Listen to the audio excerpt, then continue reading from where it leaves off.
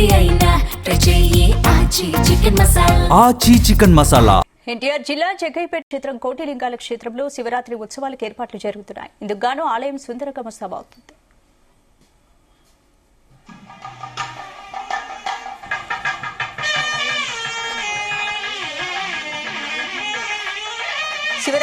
శివరాత్రి రోజు స్వామివారిని దర్శించుకునేందుకు వచ్చే భక్తుల సౌకర్యాల కల్పనకు ఏర్పాట్లు జరుగుతున్నాయి. ఆ ఆలయం నుంచి మా ప్రతినిధి యశ్వంత్ అందిస్తున్న రిపోర్ట్ చూద్దాం.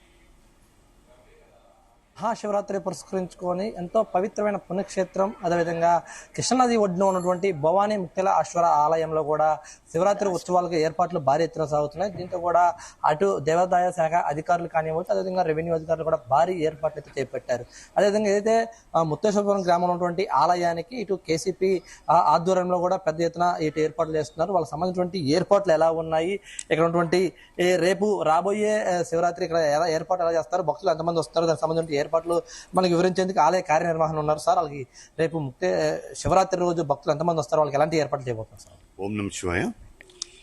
ముత్యాల గ్రామంలో వేంచేసి ఉన్న శ్రీ భవానీ ముక్తేశ్వర దేవస్థానానికి మహాశివరాత్రికి మేము భక్తులు దేవస్థానంలోకి 40,000 వరకు వస్తారని మేము అంచనా వేస్తున్నాము. మామూలుగా ఇక్కడికి వచ్చే భక్తులు చాలా మంది వస్తాను 1 lakh వరకు వస్తారు.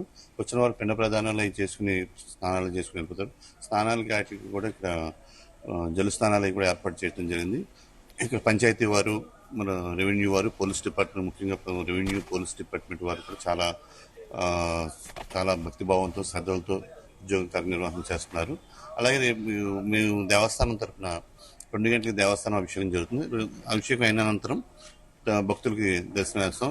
దర్శనానికి కూడా భక్తులకి ఏ ఇబ్బంది లేకుండా మేము అనుకున్న దానికంటే ఎక్కువ మందికి క్యూ లైన్లు ఇవన్నీ కూడా ఏర్పాట్లు చేసుకోవడం జరిగింది. అలాగే అలా సాయంకాలం వరకు రాత్రి 12 ఉదయం 3:30 స్టార్ట్ అయిన కానీ రాత్రి 12 వరకు దర్శనాలు ఉంటుంది. రాత్రి 12 గంటలకి మన స్వామివారికి కళ్యాణ మహోత్సవం స్టార్ట్ అవుతుంది. అలాగే కళ్యాణ మహోత్సవంతో పాటు స్వామివారికి లోపల కూడా అన్నాభిషేకం కార్యక్రమం కూడా జరుగుతుంది.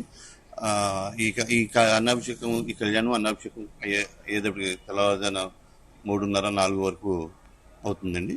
మన్నాడు సోమవారం కాబట్టి ఆ అన్నాభిషేకం చేసిన దాన్ని అన్నాన్ని అన్నప్రసాదాన్ని ఇక్కడ పులిహార కింద తయారు చేసి మళ్ళీ వచ్చే భక్తులకి కూడా ప్రసాదంగా పంచడం ఆనవాయితీగా జరుగుతుంది.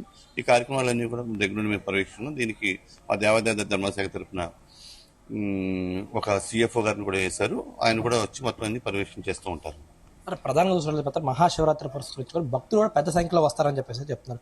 సుమారు 40,000 మంది ప్రధానంగా ఇక్కడ ఆలయాన్ని స్వామివారి దర్శించుకున్నారు. స్వామివారికి ఆలయం వచ్చిన తర్వాత ఎలాంటి ఏర్పాట్లు చేస్తారు, తీర్థ ప్రసాదాలు కానివచ్చు, వాళ్ళకి ఎలాంటి ఫెసిలిటీస్ ఏర్పాటు చేస్తారు ఆలయాలు? ప్రధానంగా స్వామివారికి ఉదయం 5 గంటల కాడి నుంచి పులిహార, చక్కెర పొంగలి ప్రసాదాలు మా కేసీపీ సిమెంట్స్ వారు, ఆలయ వంశభద్రత వారు తరఫున వాళ్ళు అరేంజ్ చేస్తున్నారండి.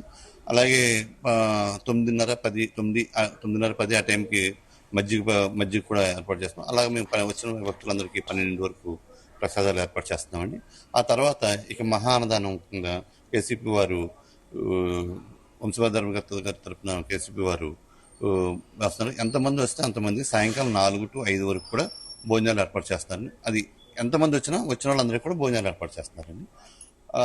ఆ తర్వాత కళ్యాణోత్సవం అవుతుంది. కళ్యాణోత్సవం అయిపోయాక మన్నాడు అన్నసమారాధన అన్నాభిషేకం అయ్యాక ఆ రోజు క్లోజ్ చేసి మళ్ళా కొంచెం టైం ఇచ్చి స్వామివారికి మళ్ళా 1 గంట టైం ఇస్తారండి.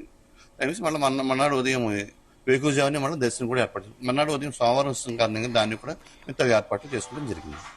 మనం చూసినట్లయితే మాత్రం కూడా ఏదైతే శివరాత్రి పురస్కరించుకున్న ఏర్పాట్లు పెద్ద ఎత్తున చేయడం చెప్పారు. భక్తులు ప్రతి ఒక్కరు కూడా ఏర్పాట్లు పుష్కలంగా ఉన్నాయి. స్వామివారిని ప్రతి ఒక్కరు కూడా దర్శించుకోవాలని చెప్పేసి మాత్రం కూడా ఆలయ కార్యనిర్వహణ తెలుపుతున్న పరిస్థితి అయితే ఉంది. ఏదైతే శివరాత్రి పురస్కరించుకున్న భక్తులు ఇటు ఏదైతే కృష్ణానది ఉన్నటువంటి ముత్యాల స్వామివారిని దర్శించారు, అదేవిధంగా కూడా కృష్ణానదిలో పిండ ప్రదానాలు చేసేందుకు కూడా పెద్ద ఎత్తున భక్తులు వస్తారని చెప్పేసి కూడా అది చెప్పి దానికి తగ్గట్టు రెవెన్యూ కానివ్వచ్చు, అదేవిధంగా దేవాదాయ శాఖ అధికారులు కానివచ్చు, పోలీసులు కూడా పటిష్టమైన బందోబస్తు ఏర్పాటు చేస్తారని చెప్తారు. దీనికి కూడా ప్రత్యేకంగా కూడా సీసీ కెమెరాలతో అదేవిధంగా డ్రోన్తో కూడా ఇక్కడ నిఘా ఏర్పాటు చేసి భక్తులకు ఎలాంటి ఇబ్బందులు తలెత్తకుండా ఉండేలా కూడా ఏర్పాట్లు చేస్తున్నట్టు మాత్రం కూడా ఇక్కడ అధికారులు చెప్తున్న పరిస్థితి ఉంది. Camera person Ramakrishna, Zee News, Jaggayyapeta.